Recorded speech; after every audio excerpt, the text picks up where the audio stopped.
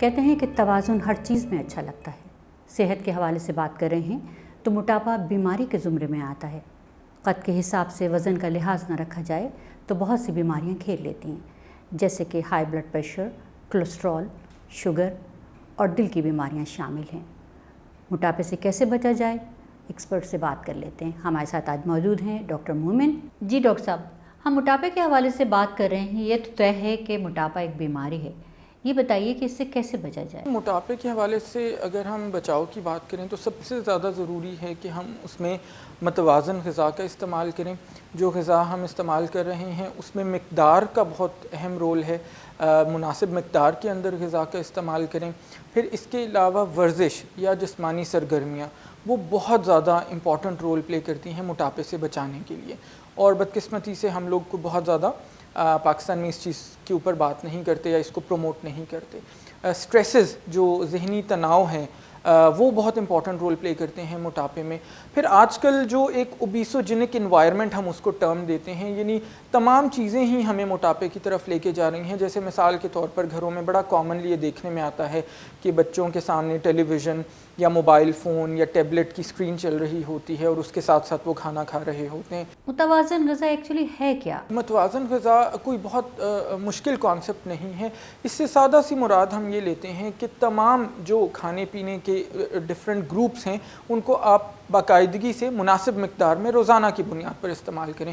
اس کے اندر کاربوہائیڈریٹس یعنی کہ نشاستہ ہے، پھر پروٹین ہے آپ کے پاس، پھر فیٹس یعنی کہ ہیلدی فیٹس اس میں ہونے چاہیے، چکنائی، اس کے علاوہ وٹامنز اور منرلز جو ہمیں پھلوں اور سبزیوں سے بنیادی طور پر حاصل ہوتے ہیں، پھر دودھ یا دودھ سے بنی ہوئی چیزیں ان کا گروپ ہے وہ بہت ضروری ہے، پانی یا فلوئڈز کا مناسب مقدار میں استعمال وہ بہت ضروری ہے۔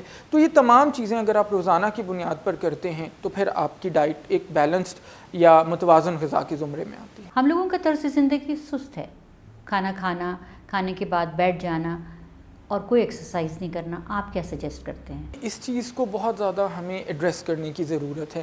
اب پاکستان میں جو عام طور پر ایک سسٹم ہے وہ یہ ہے کہ جب ہمارے پاس کچھ ٹائم ہوتا ہے تو وہ ہم فیملی کے ساتھ باہر جا کے کھانے پینے میں گزارتے ہیں، یا ہم ریسٹورنٹس کا رخ کر لیتے ہیں، اور باہر سے جو آپ کھانا عام طور پر کھاتے ہیں اس میں چکنائی کی مقدار بالعموم زیادہ ہوتی ہے، اور اس کے اندر پھر یہ بھی ہوتا ہے کہ فیملیز کا نارملی جو انجوائے کرنے کا ایک طریقہ کار ہوتا ہے وہ یہی ہے کہ باہر نکلے اور باہر سے کچھ کھا پی لیا، اور ظاہر ہے کہ جب آپ باہر جاتے ہیں تو آپ بہت زیادہ کوئی پھلوں اور سبزیوں کا استعمال نہیں کر رہے ہوتے، بلکہ آپ بہت زیادہ گوشت والی چیزیں یا پھر بہت زیادہ جنک فوڈ کا استعمال ہے وہ کرتے ہیں۔ پھر اس کے علاوہ آج کل ایک بہت بڑا مسئلہ یہ ہے کہ موبائل فونز کے بے جا استعمال کی وجہ سے بھی موٹاپا بہت زیادہ بڑھ رہا ہے، بجائے اس کے کہ لوگ گھروں سے باہر نکل کے واک کریں، کوئی فزیکل ایکٹیویٹی کریں، کوئی شام کو پارک کے اندر چہل قدمی کریں، یا بچے جیسے ایک زمانے میں باہر نکل کے کرکٹ کھیلتے تھے، فٹ بال کھیلتے تھے، مختلف سرگرمیوں میں حصہ لیتے تھے، تو آج کل بچے پسند کرتے ہیں کہ موبائل پہ ہی ان کو کارٹونز یا مختلف قسم کی چیزیں لگا دی جائیں اور ان کو ڈسٹرب نہ کیا جائے۔ ڈاکٹر صاحب یہ بتائیے کہ موٹاپے کا نیند سے کیا تعلق ہے؟ دیکھیں، ہمارے اندر ایک بایولوجیکل کلاک ہوتا ہے تمام آرگنزمس کے اندر، وہ بایولوجیکل کلاک کے نتیجے میں ہمارے ڈفرینٹ قسم کے ہارمونز ہوتے ہیں، جو دن میں کچھ ہارمونز اور کچھ ہارمونز رات میں کام زیادہ کرتے ہیں۔ اگر ہم وقت پر نہیں سوتے اور اچھی کوالٹی کی نیند نہیں لیتے تو وہ ہارمونز ٹھیک ٹائم پر پیک نہیں کرتے، ٹھیک ٹائم پر میکسیمم کام نہیں کرتے، اس کی وجہ سے پھر ہمارے بھوک لگنے کا عمل ہے، کھانا کھانے کا عمل ہے، نیند آنے کا عمل ہے، وہ تمام جو پروسیسز ہیں وہ ڈسٹرب ہو رہے ہوتے ہیں۔ پھر اس کے علاوہ بہت ساری ریسرچز سے ہمیں یہ بھی پتہ چلنے میں آیا ہے کہ اگر سوتے ہوئے آپ آخری کام موبائل فون یوز کرنا یا کوئی اسکرین استعمال کرنا ہے تو اس کی وجہ سے بھی آپ کی سلیپ کوالٹی بہت زیادہ ڈسٹرب ہوتی ہے، اور وہ انڈائریکٹلی پھر آپ کو موٹاپے کی طرف بھی لے کے جاتی ہے۔ عموماً دیکھا یہ گیا ہے کہ کچھ لوگ کہتے ہیں کہ ہمارا میٹابولزم سست ہے، کچھ کہتے ہیں کہ ہمارا میٹابولزم تیز ہے، اور ہم پانی بھی پیتے ہیں تو ہمیں لگ جاتا ہے، تو بتائیے اس میں کوئی حقیقت ہے؟ جی دیکھیں، کچھ لوگوں کا میٹابولزم نیچرلی تھوڑا سا سست ہوتا ہے، کچھ لوگوں کا فاسٹ ہوتا ہے، یہ بالکل ایسا ہے. اور اس کو ایڈریس کرنے کے لیے جو تجاویز دی جاتی ہیں وہ بالکل غلط ہیں. اس میں سننے والوں کے لیے ایک بہت اہم چیز میں بتاتا جاؤں کہ میٹابولزم کو ایکسیلریٹ کرنے کے لیے، بہتر کرنے کے لیے صرف اور صرف آپ ایک کام کر سکتے ہیں، اور وہ ہے جسمانی سرگرمیاں یا فزیکل ایکٹیویٹی یا ایکسرسائز.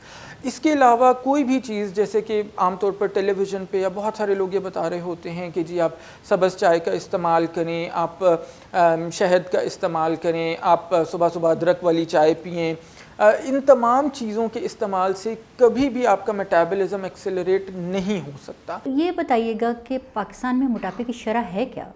مختلف سروس کے حساب سے اگر ہم دیکھیں تو کچھ سروس کے اکارڈنگ 15 سے 20% پاکستانی ایڈلٹس جو ہیں وہ موٹاپے کا شکار ہیں. پھر ایک محتاط سروے کے مطابق 12% مرد حضرات اور 14% خواتین پاکستان میں موٹاپے کا شکار ہیں.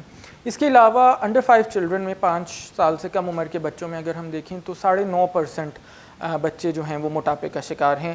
نیشنل نیوٹریشن سروے جو ہمارا لیٹسٹ ہوا تھا اس کے مطابق. وجوہات کیا ہیں؟ کیا یہ وراثت میں ہے یا بچپن سے ہی ہمارے جو غذائی عادات ہیں اس کی وجہ سے ہوتا ہے؟ اس میں 2 طرح کے فیکٹرز ہوتے ہیں. ایک تو نان موڈیفائبل رسک فیکٹرز ہوتے ہیں، جیسے آپ نے وراثت کی بات کی، جینز کی اگر ہم بات کریں جس کو ہم کہتے ہیں، تو سم ٹائمز آپ کی فیملیز میں اوبیسٹی رن کر رہی ہوتی ہے، لیکن اس کا ہرگز یہ مطلب نہیں ہے کہ اگر فیملی میں رن کر رہی ہے تو آپ کو مزید کچھ کرنے کی ضرورت نہیں ہے یا آپ کے کچھ کرنے سے کوئی فائدہ نہیں ہوگا.